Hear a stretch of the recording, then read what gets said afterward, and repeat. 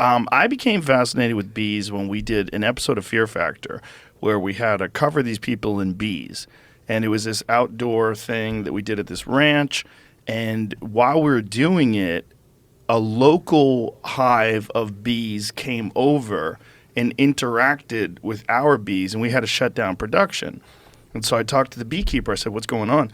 And he said, we have to shut everything down for an hour or so while they work this out.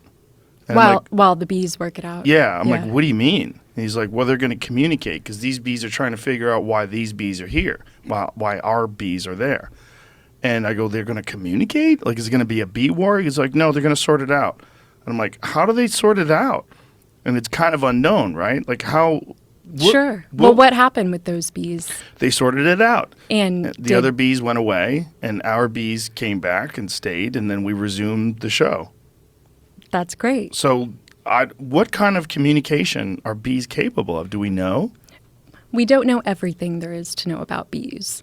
Bees have been around for 120 million years. We've been keeping bees for maybe 10,000. You know, if I were to think I knew more than the bees, that would be so foolish of me. But we do know some of the ways that bees communicate. They communicate through scents, through pheromones a lot, through these chemical signals that they're sending out to the entire colony to let this colony that's a superorganism know what's going on. And so in your case, you know, you had one colony of bees. A colony is a collective noun, is the collective noun for a group of bees, whereas a hive is the box they live in.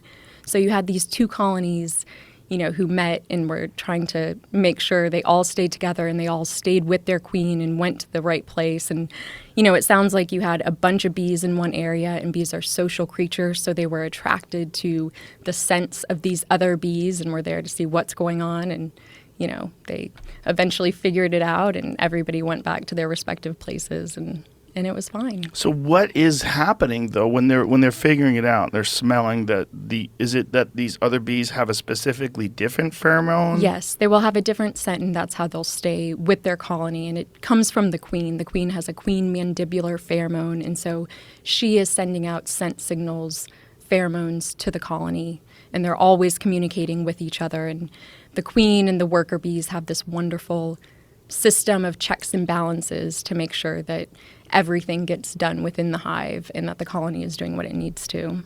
Is it possible that bees who are like loner bees could integrate with another hive? Absolutely. You know, it happens to me in my work all the time. I remove bees from places and, you know, I'll go in and take a colony and a hive out and relocate it to my apiary. And in that process, I don't always get every bee, of course. And the bees that are left behind, or if there's a loner bee, they can join another colony. And it's actually, their chances of successfully joining are increased if they bring gifts of pollen or honey. So. Whoa. Wow.